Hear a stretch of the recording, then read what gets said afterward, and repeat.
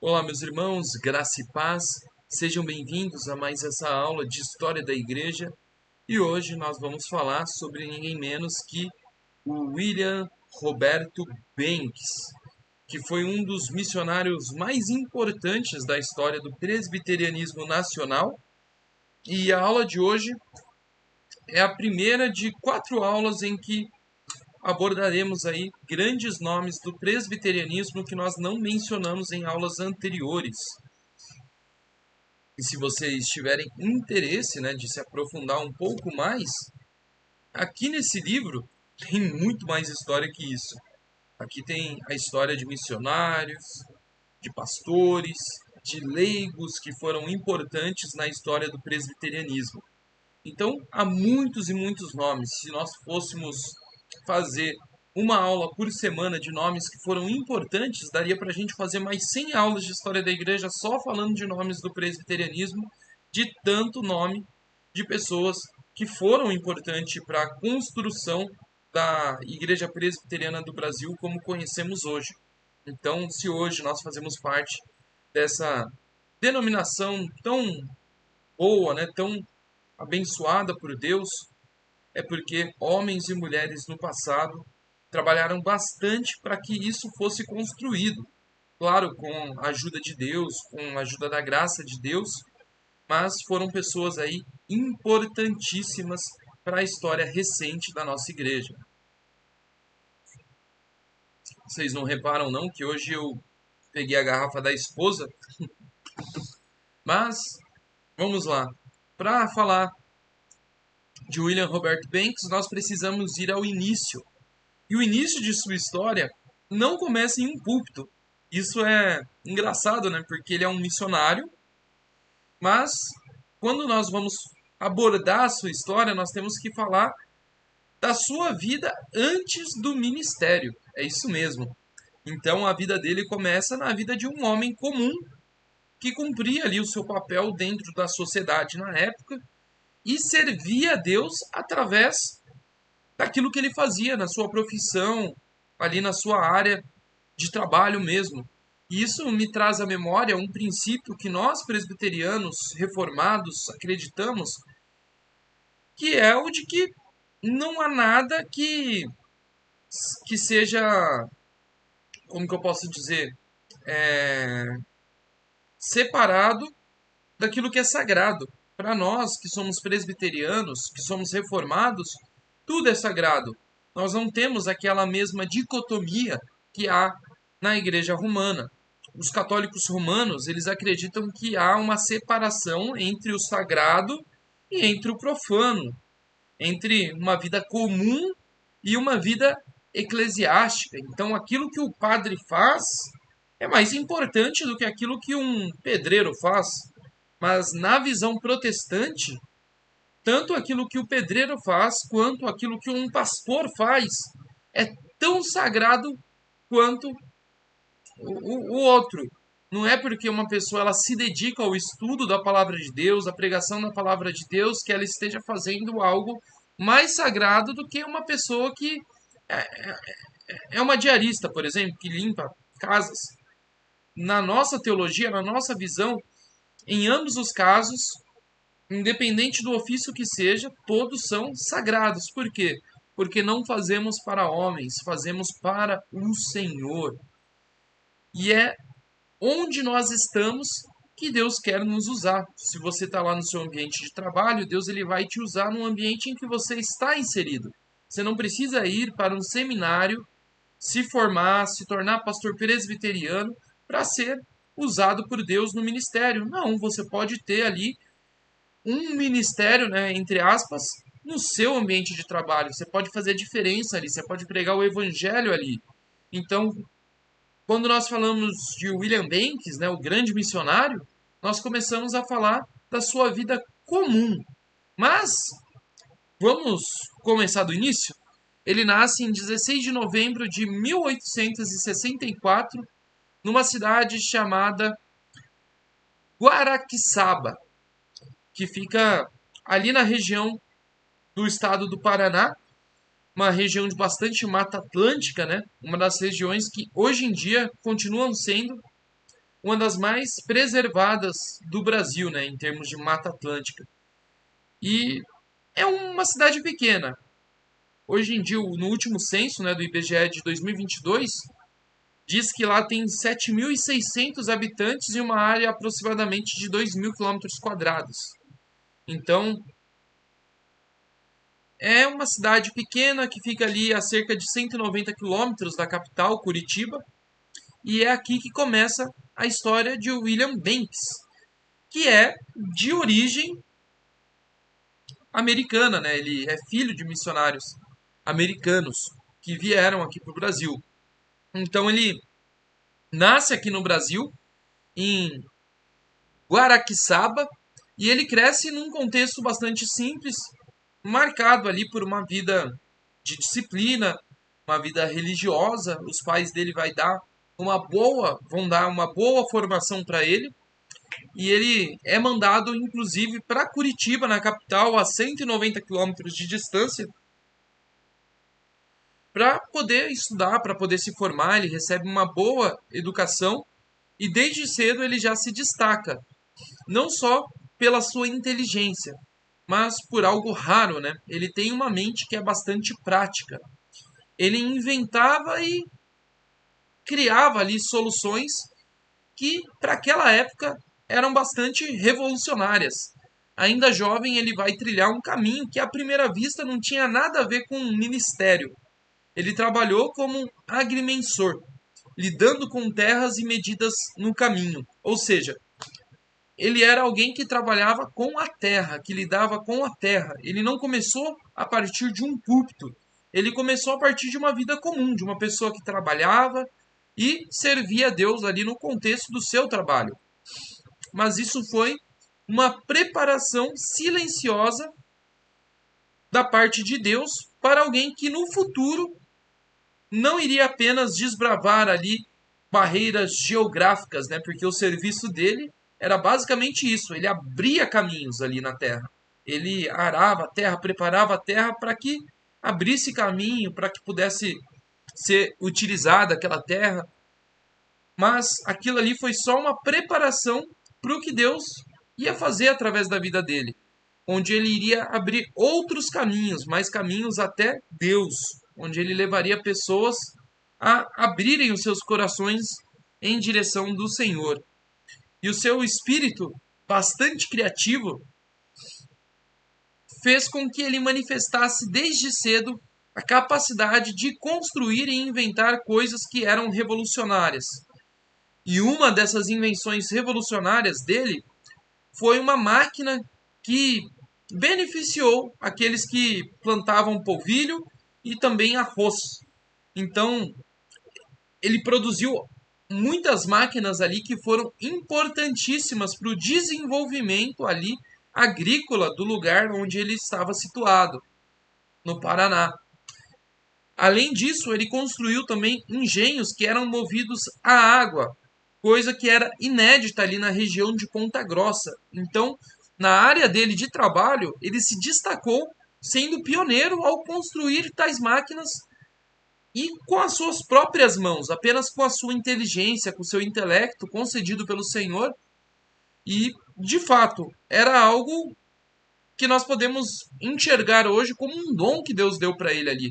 Porque ele não era um simples inventor, né? Ele criava coisas que eram bastante importantes e que foram fundamentais para o desenvolvimento ali de parte do país.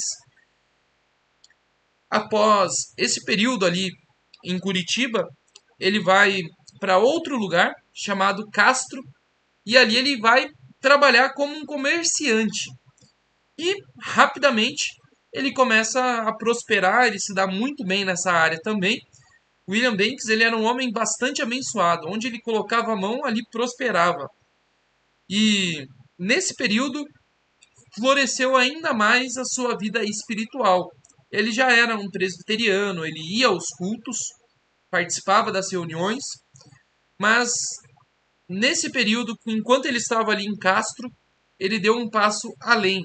Ele se tornou um presbítero ali na igreja local onde ele congregava. E isso demonstrou já o início da sua vocação para o ministério pastoral.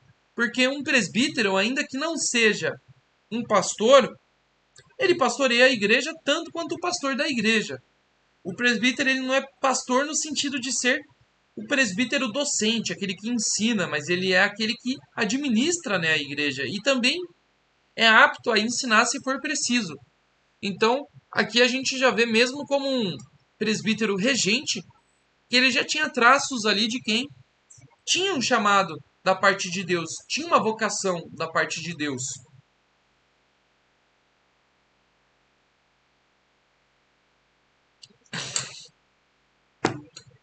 Indo agora para o ano de 1897, a vida dele vai passar por um momento de virada. No dia 16 de janeiro, Banks ele chega numa região chamada Vale do Ribeira, uma região que até então era bastante isolada e tinha muita dificuldade, porque era um contexto ali de muita pobreza, de muito abandono, de muito descaso, era uma região distante e as pessoas se esqueciam dela. Então, o próprio estado ele não cuidava daquela região. E ele chega no dia 16 de janeiro e no dia seguinte, no dia 17 de janeiro de 1897, William Banks realiza ali no Vale do Ribeira o primeiro culto evangélico da região. Um começo bastante simples, né? Quase que imperceptível ali, basicamente um ponto de pregação. Mas na perspectiva do reino de Deus, aquilo que era pequeno aos olhos humanos, aos olhos de Deus era só o início de uma grande história. Inicialmente, a sua ida para o Vale do Ribeira era tão somente profissional. Ele tinha ali umas preocupações em relação ao seu comércio e ele queria expandir, mas Deus estava direcionando os caminhos dele e transformando aquilo que era um negócio em uma missão para o reino de Deus. E aqui vem a escolha divina. O chamado de Banks não vem como um plano desenhado, né, mas como uma inquietação que vai nascendo no seu coração. E então ele percebe que aquela terra do Vale do Ribeira não precisava apenas de um comerciante, mas precisava de alguém que levasse a esperança do evangelho para aqueles corações. Como eu falei, era uma região bastante sofrida, as pessoas bastante humildes e carentes da pregação do evangelho. E William Banks, no contexto em que ele estava, ele percebe essa carência e essa brecha para ele evangelizar e pregar o evangelho, e é isso que ele faz. E o que eu gosto na história de William Banks é que não demora 2 dias, 3 dias. No dia seguinte, ele começa a pregar, ele abre ali um ponto de pregação. Porque ele percebe que aquela terra precisava de uma mensagem que fosse de esperança, ou seja, a mensagem do evangelho. E no início, né, ele foi resistente à ideia de se entregar por completo ao ministério. Como tantos outros, né, na história, quando a gente vê grandes homens de Deus, nós lembramos de Moisés, ele recusou de início, nós lembramos ali o profeta Isaías, o profeta Jeremias, a gente vê que muitos deles hesitaram em certo momento, mas com William Banks não foi diferente. Mas ainda assim, ali na região do Vale do Ribeira, uma região carente, esquecida, ele começa a trabalhar ali na parte da educação, da saúde e principalmente do evangelho. E a confirmação veio de maneira externa, né? O reverendo Wilkerson disse para ele: "Eu pressinto que Deus o chama para uma obra muito especial naquele lugar." E quando esse reverendo diz isso diretamente para ele, aquilo vem como uma voz de Deus para o coração dele e confirma aquilo que já ardia em seu coração. Então, Banks ele não conseguia mais lançar a mão do arado. Agora ele não conseguia mais olhar para trás. Ele pegou no arado e agora ele falou: "Não, eu preciso trabalhar para o reino."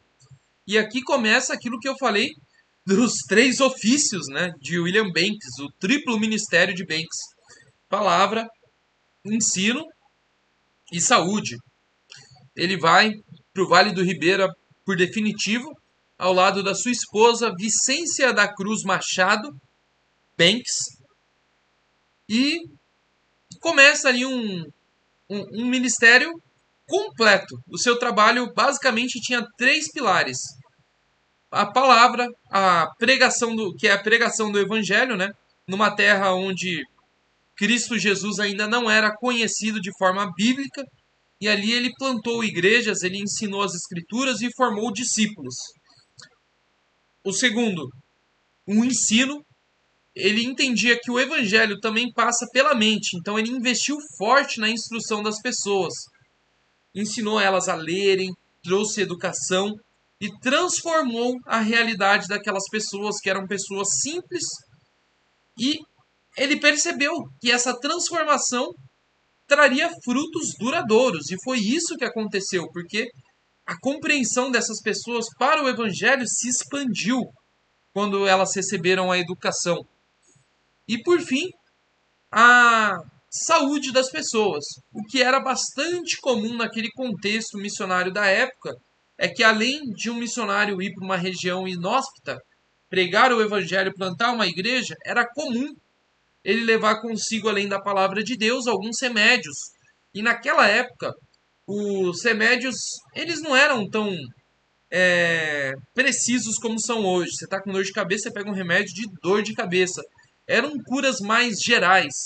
E William Banks, ele faz algo que é sensacional. Sem nenhuma formação médica formal, ele começou a se tornar um verdadeiro médico que curava as pessoas. O que ele usou? Ele usou o famoso Manual de Medicina Popular, que era uma enciclopédia de medicina da época, que tinha ali informações preciosas sobre diversas ervas, folhas, vários remédios que eram naturais, e ele estudou aquele dicionário a fundo. E ali, através desse conhecimento, ele levou esses medicamentos para aquelas pessoas. Então, aliado aí ao uso de plantas medicinais e o seu dicionário de medicina popular, Banks fez da sua casa um hospital, uma enfermaria, um abrigo, e tudo isso de maneira acessível e gratuita para todas as pessoas. Então ele revolucionou o Vale do Ribeira. Tanto que, se você for para aquela região ainda hoje, qualquer pessoa, mesmo as que não são presbiterianas, vão saber quem foi o William Banks, porque ele desempenhou um papel revolucionário. Naquele período, as pessoas elas lidavam com muitos problemas, com muitas doenças. Inclusive, foi um período em que o Brasil enfrentou uma pandemia de febre amarela.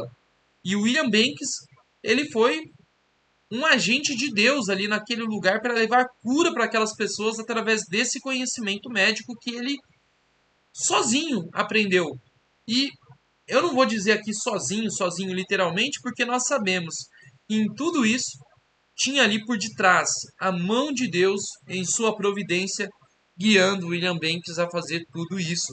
Então ele foi um homem extraordinário que desempenhou aí um papel que deixa qualquer missionário hoje em dia invejado, né? Ele ensinou, trazendo educação para aquelas pessoas no sentido de alfabetizá-las, de ensinar para elas aquilo que seria o básico, né? Uma educação boa, formal exige. Ele pregou o evangelho, as pessoas se converteram, creram em Jesus, entenderam o evangelho e ainda levou ali mais saúde para aquela região, ou seja, trouxe dignidade para aquelas pessoas. Ele trouxe para aquelas pessoas o ensino, tirou elas da ignorância, trouxe para elas saúde, trouxe esperança. Então é isso que o William Banks é para o Vale do Ribeira. Ele é sinônimo de esperança. E ali uma igreja nasce no meio do mato, numa região que para o Estado era uma região abandonada. Ninguém se lembrava daquela região. E ali, em 1898, ergue-se o templo que está lá até hoje, o Templo de Morrinho, o primeiro templo evangélico daquela região, lançando assim as bases da fé reformada no Vale do Ribeira. E ali também funda a Igreja Presbiteriana de Juquiá. E esses templos, obviamente, não foram construídos com facilidade. Banks teve que trabalhar bastante. Cada detalhe ali tinha o suor e o sacrifício de William Banks. Ele carregou os materiais até o alto do morro. E muitas vezes ele contou, né, com a ajuda de pessoas, mas quando não tinha essa ajuda, ele mesmo ia lá e fazia sozinho, por amor à obra e por amor ao reino de Deus. E é uma igreja muito bonita. Tem vidros coloridos que foram doados por irmãs da igreja de São Paulo. Então, como que iam levar esses vidros doados por aquelas irmãs lá de São Paulo para o Vale do Ribeira? Eram carregados pelo próprio Banks, que andava longas distâncias a pé. Para vocês terem noção, esse homem, para participar de uma reunião da igreja, ele chegou a andar mais de 200 quilômetros a pé. Então era um homem que de fato amava a obra de Deus, amava o avanço do reino de Deus e contribuía para que ele continuasse avançando por amor. Por isso que ele se entregava, até mesmo andava longas distâncias para que um adorno ali da igreja enfeitasse o templo ficasse bastante bonito. Então Banks ele foi um grande pastor, um grande missionário, um grande plantador de igreja e principalmente, né, o que eu acredito que distingue ele mais ainda é que ele foi um médico do povo. Ele foi ali um verdadeiro taumaturgo, que é a expressão velha, né, utilizada para aqueles curandeiros que existiam antigamente, né, antes das nossas farmácias. E é interessante quando nós olhamos para William Banks, porque ele me lembra bastante o José Manuel da Conceição, que para quem não sabe, também foi um grande curandeiro. Ele também foi um taumaturgo. Ele também era desses que, além de levar a palavra de Deus, levava remédios, ervas, plantas medicinais para cuidar das pessoas que estavam doentes. Então, o primeiro pastor da história, né, da Igreja Presbiteriana do Brasil, o primeiro pastor brasileiro, né? Tinha os pastores que eram missionários vindos dos Estados Unidos, mas o primeiro pastor brasileiro, ele tinha essa mesma vocação que William Banks. Em aulas anteriores nós falamos de William Butler, né, que também ficou conhecido até como o médico amado. Enfim, são são homens que se dedicaram não só para a pregação da palavra, mas também para a cura física das pessoas. Mas o que distingue, né, José Manuel da Conceição e William Banks do Butler é que o Butler ele era médico de ofício, ele realmente era um médico de verdade, por formação. Ele não era um leigo que estudou medicina para tratar de pessoas, como é o caso de José Manuel da Conceição e de William Banks, né? Mas é interessante, né, como que Deus ele usa as pessoas e ele dá os conhecimentos certos e necessários para as pessoas cuidarem ali daqueles que precisam. É aquilo que o reverendo Ricardo ele sempre gosta de enfatizar, né, que quando existe uma necessidade na igreja, o próprio Deus ele supre essa necessidade concedendo certos talentos para que as pessoas possam servir e suprir essa necessidade no meio do corpo ali da igreja, do corpo de Cristo. Então Deus ele cuida dos seus. E ele deu uma capacidade tão grande para William Banks que ele desenvolveu as famosas pílulas Banks, que, como eu falei lá no início, né, eram curas assim mais gerais, não era uma cura específica. Era uma pílula que ele dava para todos os casos que ele encontrava, mas ele teve uma taxa de sucesso muito grande. As pessoas elas realmente voltavam curadas após as pílulas de William Banks. Então, as pílulas dele foi muito importante para aquela época e ela foi usada como base para remédios, né, contra vermes, contra doenças que eram devastadoras naquele contexto, naquela região. Pensa, a insalubridade era muito grande. Você não tinha saneamento básico, você não tinha tudo que nós temos hoje, água encanada. Muitas das vezes isso não era uma realidade nessas regiões mais afastadas. Então, as famosas pílulas Banks serviram como um bálsamo para essas pessoas. E ele visitava casas, se preciso fosse, de canoa, porque eram lugares que precisavam atravessar rios. e ele atendia as pessoas gratuitamente.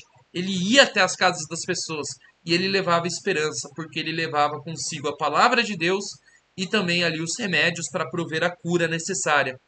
Então, mais do que remédios, ele trouxe a essas pessoas dignidade.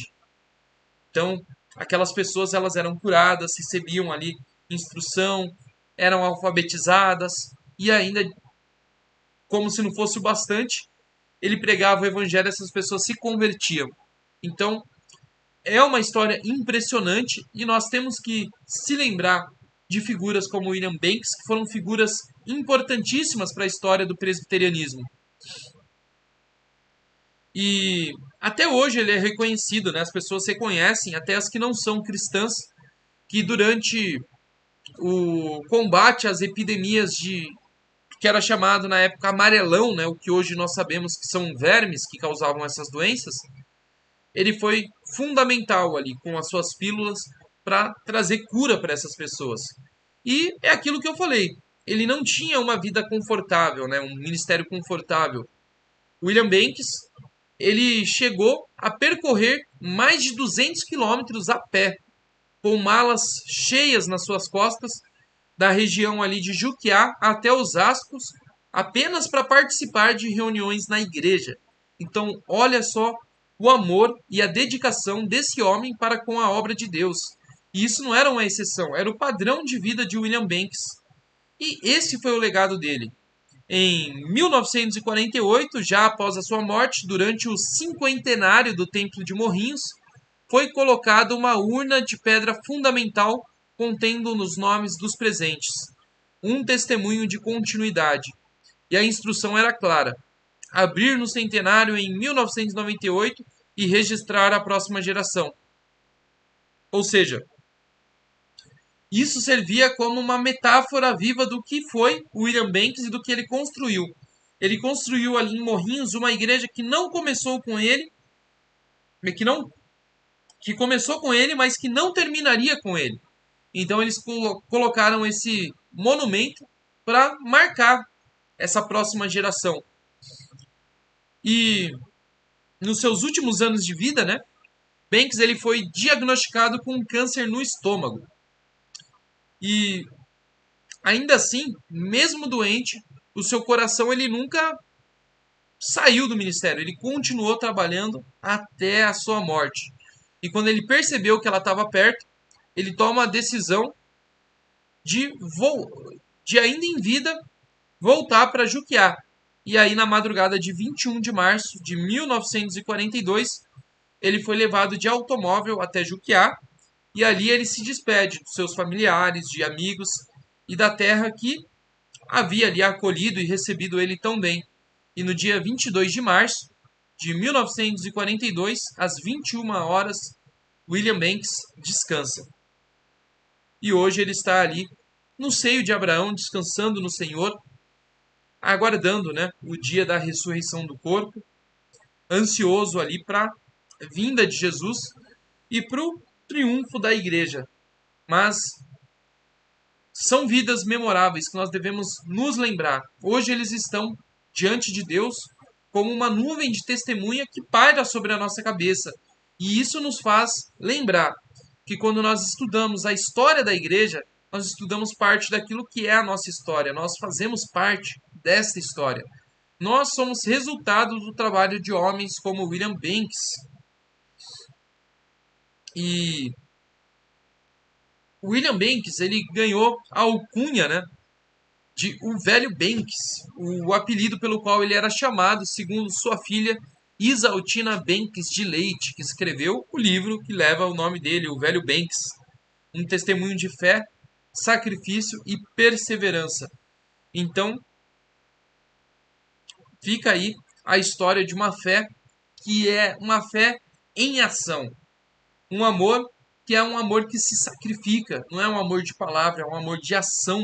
E é isso que o Evangelho deve causar em nós.